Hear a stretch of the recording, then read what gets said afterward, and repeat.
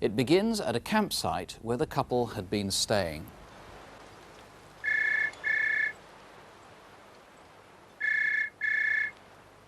Hello, Harrelson Farm.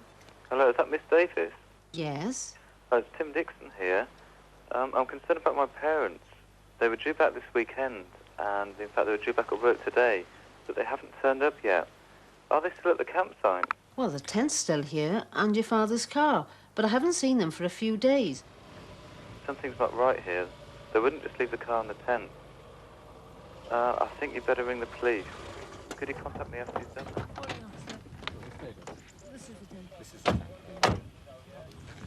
By now, it was 4 days since Peter and Gwenda Dixon had been seen here at Halston Farm campsite.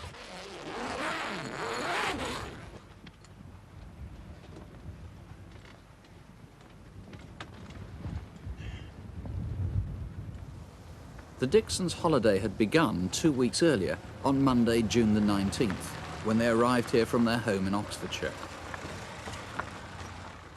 £24.50. It's even cheaper than last year. Well, you are earlier this year, and we are cheaper in June. Thank you.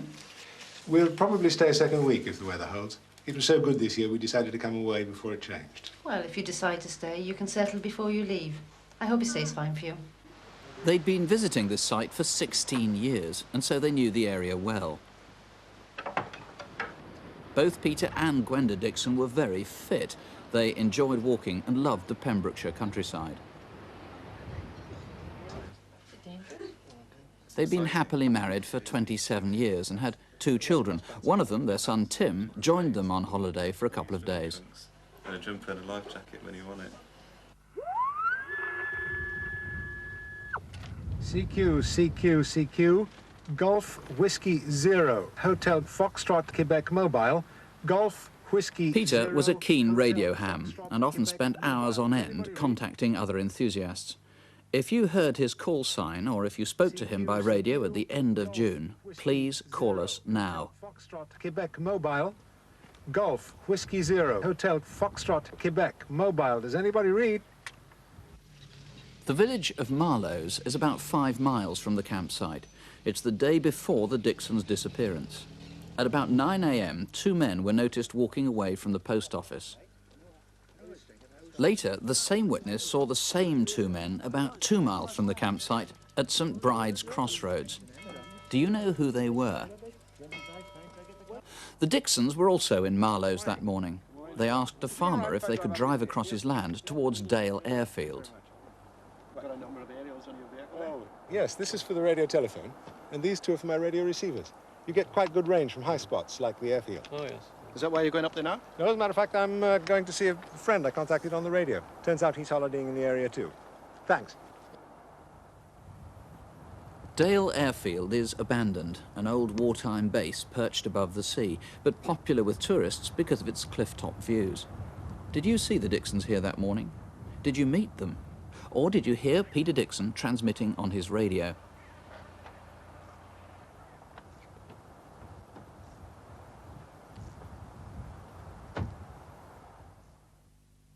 Next day, the day they disappeared, breakfast time on Thursday, June the 29th. And though it's a fine morning, the weather had worsened, and the previous night it had rained heavily.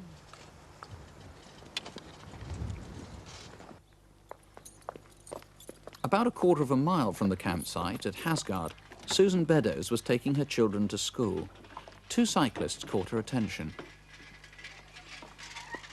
Shall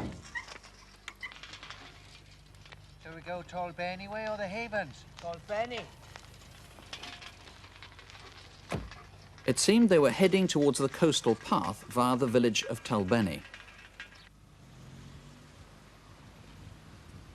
Dispirited by the erratic weather, Richard Lynes, who was camped next to the Dixons, was packing up to leave. Morning. How are you this morning? Oh, a bit fed up with this weather. We decided to go home today. Yes, we've had enough too. What time are you off then? About midday. We're going for a walk along the coastal path first, towards Dale. Give the tent time to dry out. Oh, must be off. Richard Lynes was the last known person to have a conversation with the Dixons. Campers remember seeing the couple set off for their walk at about 9:30. From here, there are no known witnesses. But if the Dixons did take the coastal path towards Dale, this is the way they would have come. Just before 11, Richard Lyons and his wife left the site. They were the only people that knew the Dixons were planning to return home that day, so no one was alarmed when the couple failed to return.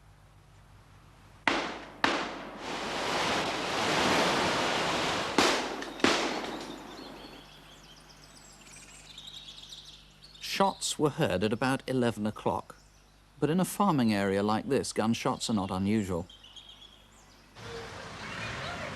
In Pembroke, at 1:30 that afternoon, someone used Peter Dixon's cash card at the NatWest Bank in Main Street.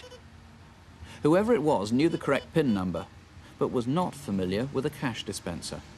He asked for £37, a sum not recognised by the machine.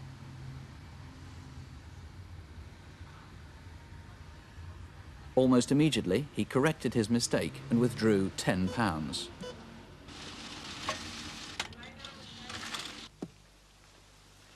Meanwhile, at 2 that afternoon, a family was walking along the coastal path close to Tolbenny Church.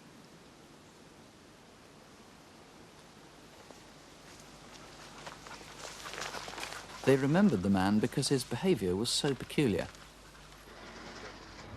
4 p.m. back in Pembroke, and the cyclist was using Peter Dixon's card again.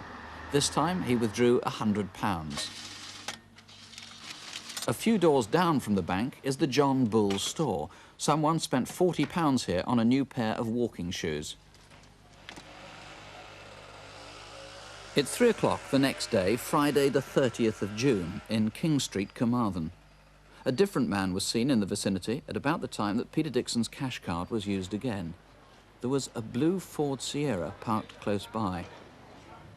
And one day later, on Saturday the 1st of July, Nicholas Elliott was driving through Haverfordwest on his way to work when, at 7:15 a.m, he passed the NatWest Bank in the High Street.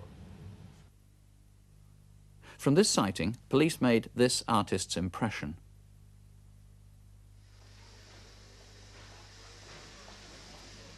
Police believe that same cyclist was still in Haverfordwest some 4 hours later in the Whole Food restaurant in Key Street.